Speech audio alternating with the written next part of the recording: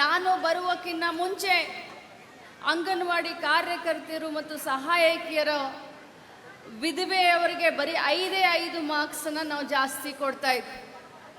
ಅದನ್ನು ತೆಗೆದೊಗೆದು ನಮ್ಮ ಕಾರ್ಯಕರ್ತರು ಸಹಾಯಕಿಯರು ಅದರಲ್ಲೂ ಕೂಡ ಈ ವಿಧವೆಯವರಿಗೆ ಯಾವುದೇ ನಿರ್ಬಂಧನೆಯನ್ನು ಹೇರಬಾರ್ದು ಅಂತ ಹೇಳಿ ಅವರ 5% ತೆಗೆದು ಯಾರಾದರೂ ಅಲ್ಲಿ ಆ ಅಂಗನವಾಡಿಯ ಒಂದು ಇದರಲ್ಲಿ ಅಪ್ಲೈ ಮಾಡಿದ್ರೆ ಅವರನ್ನು ನೇರವಾಗಿ ತೆಗೆದುಕೊಳ್ಳಬೇಕು ಅಂತ ಹೇಳಿ ಆ ನಿರ್ಬಂಧವನ್ನು ಕಿತ್ತೋಗದೆ.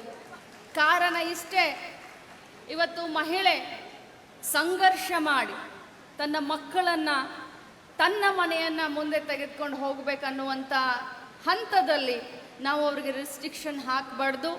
ಆ ನೊಂದಂಥ ಮಹಿಳೆಯ ಬಾಳ್ವೆಗೆ ಒಂದು ಹೊಸತನವನ್ನು ಕೊಡೋಣ ಅಂತ ಹೇಳಿ ನಾನು ಅದನ್ನು ಆ ಕೆಲಸವನ್ನು ಮಾಡಿದೆ.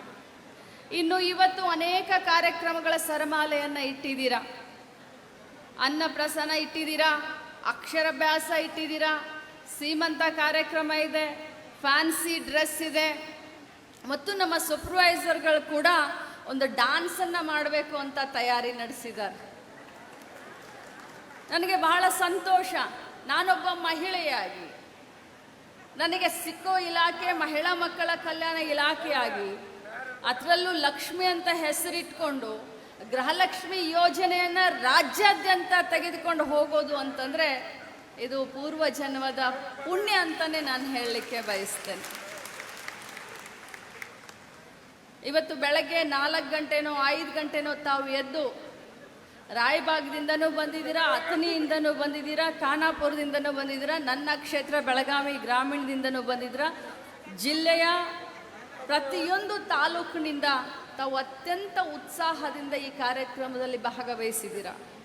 ಬಂಧುಗಳೇ, ತಮ್ಮ ಬಹುದಿನದ ಒಂದು ಬೇಡಿಕೆ, ಮೇಡಮ್ ಸರ್ಕಾರದ ಯಾವುದೇ ಕೆಲಸ ಮಾಡಿಸ್ಲಿ ನಮ್ಮನ್ನೇ ಮೊದಲು ಕರೀತಾರೆ, ಇಲೆಕ್ಷನ್ ಬಂದರೆ BLO ನಮ್ಮನ್ನು ಮಾಡ್ತಾರೆ, ನಮಗೆ ಅದೊಂದು ಬೇಡ ಅಂತ ಹೇಳಿ ಇಲ್ಲಿ ಇದ್ದಂಥ ಪ್ರತಿಯೊಬ್ಬ ನಮ್ಮ ಮಹಿಳೆಯರು ನನ್ನ ಹತ್ರ ರಿಕ್ವೆಸ್ಟ್ ಮಾಡ್ಕೊಂಡಿದ್ರು. ಮಾಡಿದ್ರೆ ಇಲ್ಲ ಕೈ ಎತ್ತಿ ಹೇಳಿ.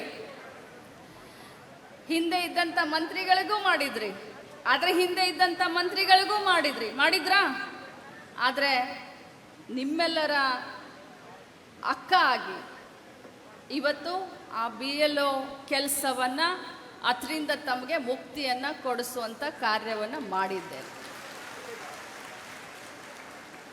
ಇವತ್ತು ನಮ್ಮ ಸರ್ಕಾರದ ಮುಖ್ಯಮಂತ್ರಿಗಳಾದಂಥ ಸಿದ್ದರಾಮಯ್ಯನವರ ಆದಿಯಾಗಿ ಪ್ರತಿಯೊಂದು ಮುಖಂಡರು ಪ್ರತಿಯೊಂದು ಕಾರ್ಯಕ್ರಮದಲ್ಲಿ ಗೃಹಲಕ್ಷ್ಮಿ ಬಗ್ಗೆ ಮಾತನಾಡ್ತಾರೆ. ಆದರೆ ಆ ಗೃಹಲಕ್ಷ್ಮಿ ಅಷ್ಟೊಂದು ಯಶಸ್ವಿ ಆಗಲಿಕ್ಕೆ ಯಾರು ಕಾರಣ ಅಂತಂದರೆ ನೀವೆಲ್ಲ ಅನ್ನೋದನ್ನು ಅವ್ರು ಯಾವತ್ತೂ ಮರೆದಿಲ್ಲ, ಅವ್ರು ಯಾವತ್ತೂ ಮರೆಯಲಿಕ್ಕೆ ಸಾಧ್ಯನೇ ಇಲ್ಲ. ನನ್ನ ಹತ್ರ 10 ಬಾರಿ ಹೇಳಿದ್ದಾರೆ, ಈ ಅಂಗನವಾಡಿ ಈ ಮಹಿಳಾ ಮಕ್ಕಳ ಕಲ್ಯಾಣ ಇಲಾಖೆಯ ಮೇಲಿನಿಂದ ಕೆಳಹಂತದವರೆಗೆ ಅಧಿಕಾರಿಗಳ ಒಂದು ಇಂಟ್ರೆಸ್ಟ್ನಿಂದ ಈ ಯೋಜನೆ ಇಷ್ಟೊಂದು ಜನಪ್ರಿಯ ಆಗಲಿಕ್ಕೆ ಸಾಧ್ಯವಾಯ್ತಮ್ಮ ಅಂತ ನನಗೆ ಪದೇ ನನಗೆ ಹೇಳ್ತಾ ಇರ್ತಾರೆ. ಮುಂಚೆ ಒಂದು ಕಾಲ ಇತ್ತು, ಮಹಿಳಾ ಮಕ್ಕಳ ಕಲ್ಯಾಣ ಇಲಾಖೆ ಅಂತಂದರೆ ಸ್ವಲ್ಪ ನಿರ್ಲಕ್ಷ್ಯ ಮಾಡ್ತಾಯಿದ್ರು. ಆದರೆ ಇವತ್ತು ಕಾಲ ಬದಲಾಗಿದೆ. ಸುಮಾರು 30,000 ಕೋಟಿ ಅನುದಾನ ಒಂದು ವರ್ಷಕ್ಕೆ ನಮ್ಮ ಇಲಾಖೆಯಿಂದ ಇಡೀ ಕರ್ನಾಟಕ ರಾಜ್ಯದ ಮನೆಗೆ ಇವತ್ತು ಮಹಿಳಾ ಮಕ್ಕಳ ಕಲ್ಯಾಣ ಇಲಾಖೆ ಗೃಹಲಕ್ಷ್ಮಿ ಯೋಜನೆಯನ್ನು ತಲುಪಿಸ್ತಾ ಇದೆ.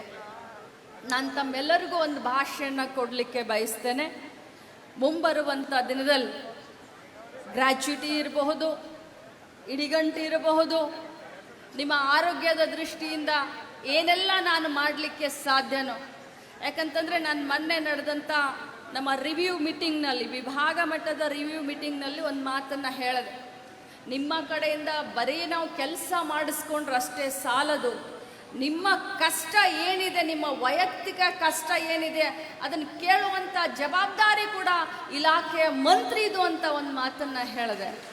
ನಾನು ಇಲ್ಲಿ ಸೇರಿದಂಥ ನಮ್ಮೆಲ್ಲ ಅಕ್ಕ ತಂಗಿಯರಿಗೆ ಹೇಳಲಿಕ್ಕೆ ಬಯಸ್ತೇನೆ, ನಿಮಗೆ ವೈಯಕ್ತಿಕವಾಗಿ ಯಾಕಂತಂದರೆ ನೀವು ಎಲ್ಲರ ಕೆಲಸವನ್ನು ಮಾಡುವಂಥ ಸಂದರ್ಭದಲ್ಲಿ ನಿಮ್ಮ ವೈಯಕ್ತಿಕವಾದಂಥ, ಅದು ಗ್ರಾಮ ಪಂಚಾಯಿತಿಯಲ್ಲಿ ಕೆಲಸ ಇರ್ಬೋದು, ನಿಮ್ಮ ವೈಯಕ್ತಿಕ, ನಿಮ್ಮ ಮನೆಗೆ ಸಂಬಂಧಿಸಿದಂಥ, ನಿಮ್ಮ ಸಂಬಂಧಿಕರಿಗೆ ಸಂಬಂಧಿಸಿದಂಥ, ಅದು ಗ್ರಾಮ ಪಂಚಾಯಿತಿಯಲ್ಲಿರ್ಬೋದು, ತಾಲೂಕ್ ಪಂಚಾಯಿತಿಯಲ್ಲಿರ್ಬೋದು, ಯಾವುದೇ ತಾಲೂಕಿನಲ್ಲಿ, ಅದು DC ಆಫೀಸ್ನಲ್ಲಿರ್ಬೋದು, ಅದು SP ಆಫೀಸ್ನಲ್ಲಿರ್ಬೋದು, ನೀವು ನೇರವಾಗಿ ನನ್ನನ್ನು ಸಂಪರ್ಕಿಸಿ ನಿಮ್ಮ ಕೆಲಸವನ್ನು